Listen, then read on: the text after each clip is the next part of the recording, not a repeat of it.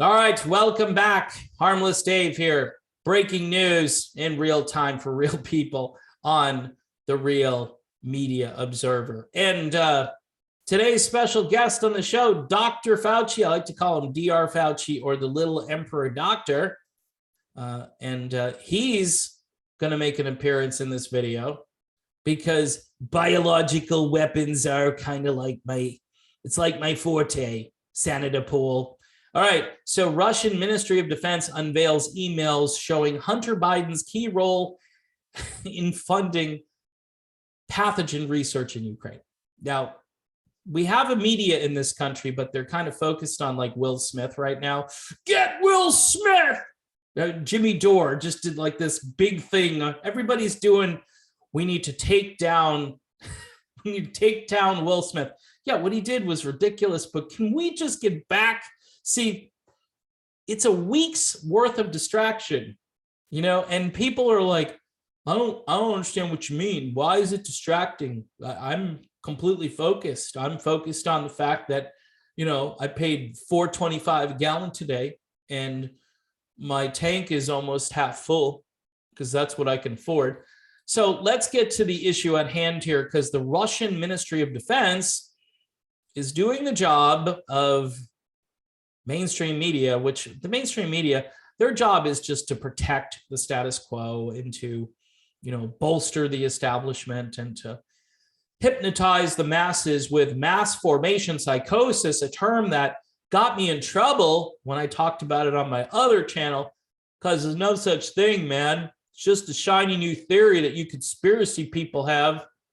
There's no such thing as psychology. All right. So previously, the Russian Ministry of Defense revealed that a company linked to high-risk biological research in Ukraine was founded by Hunter Biden, son of U.S. President Joe Biden. Okay, that's breaking news, and we kind of knew that that was the thing, but it goes further. The emails suggest that Hunter Biden was instrumental in raising funds for the American contractors Black & Veatch, as well as Metaboida, enabling the companies to engage in pathogen studies on the territory of Ukraine, stated the head of Russian Radiation, Chemical, and Biological Defense Forces, Lieutenant General Igor Kirillov. Now, Hunter Biden, does he seem like, the sharpest tool in the shed? Imagine him getting the word from his dad. Hey, Dad, what am I doing over in Ukraine, man? Like, what is it that I'm supposed to do? Son, what are you good at?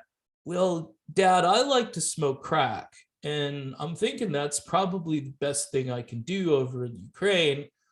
Don't worry, son. You're just a patsy for what's happening. You're just name ID.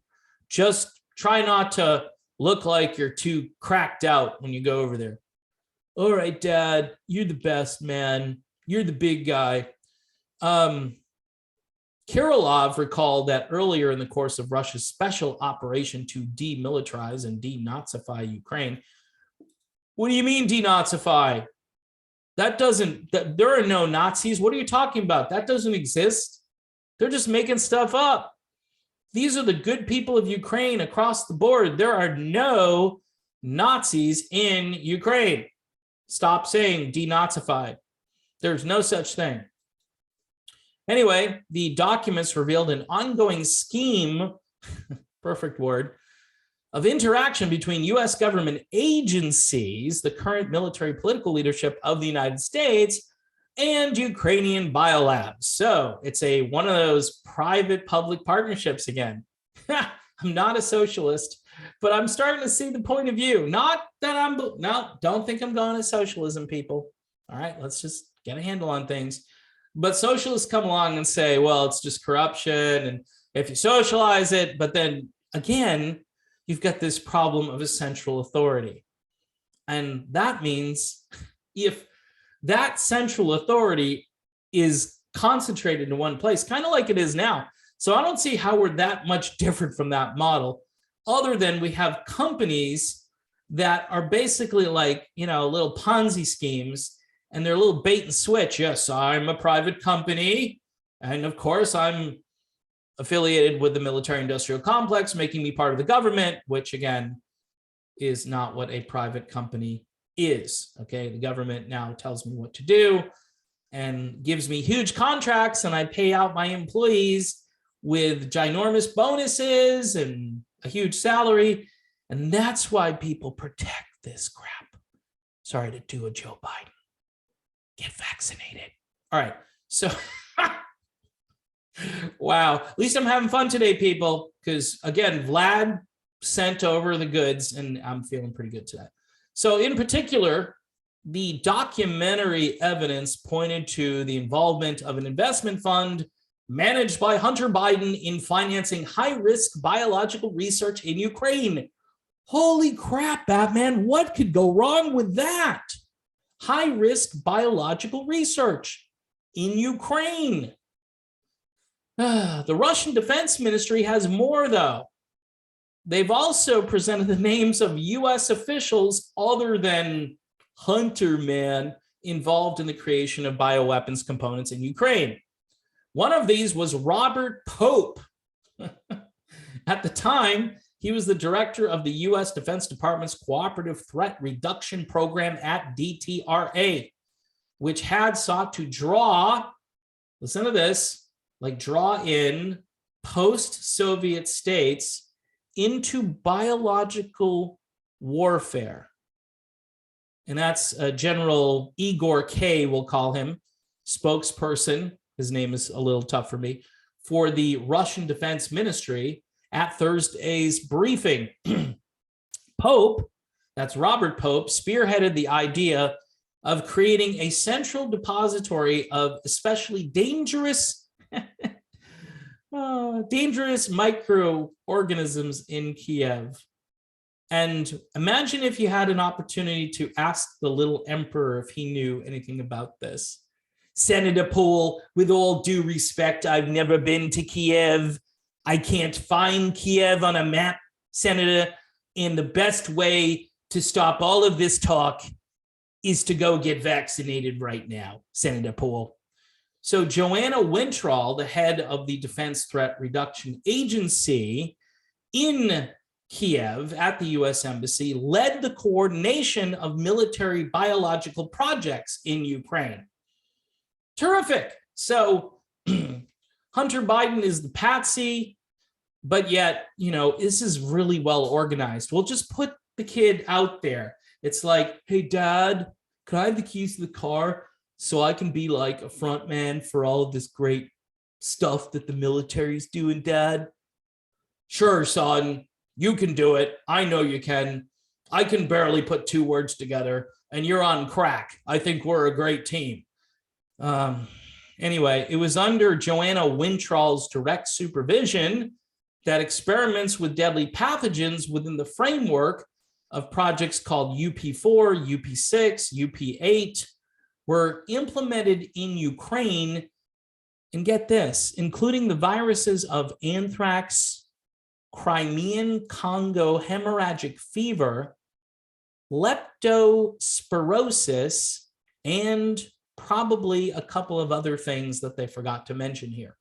But I think that list is enough. I don't want no leptospirosis.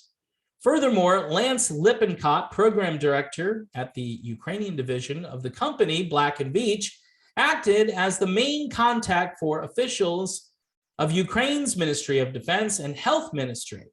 Good, really good. According to him, Black & Veatch has been working in the interests of the Pentagon since 2008 as an inherent part of projects studying potentially dangerous bioagents. Thank you, George W. Bush. Among these was the UP1 project to study rickettsia and tick-borne encephalitis virus in arthropods in northwest Ukraine. In the course of the UP2 project, the company introduced a system for remote monitoring of the incidence of anthrax at Ukrainian biological facilities. Issues of biomonitoring and transfer of information were supervised by David Mustra, who is closely associated with another Pentagon contractor, Metaboida. Previously, he led military bio projects in Ukraine and Eastern Europe as part of the Cooperative Threat Reduction Program, according to the Russian Defense Ministry spokesman. So the article goes on and on. They're talking here about the development by Kiev of technical means for the delivery and use of biological weapons, with the possibility of their use against the Russian Federation. So this is some pretty crazy stuff. And people who aren't paying attention, I mean, you need to pay attention. The last 2 years is a perfect run-up to what this might all be about. Russia knew this stuff. They knew it. They held on to it. And they said, yeah, we're going to go in. And again, I'm not justifying their intervention. But, you know, when the U.S. says that we're going to do this, we need regime change in this country, and we need to remake this country in our image, and we need to spread democracy throughout. Well, in this case, they weren't spreading democracy. They were spreading bioweapons, and the Russians were onto them. The Russians have the receipts here. It's going to be interesting if anybody even responds to this. They're just going to call it, like they call it, Russian propaganda, no matter what Russia comes out with. And it's not gaslighting what Russia does. Russia has documents. Russia has the transactions. They have it going back and forth. They have the receipts. All right.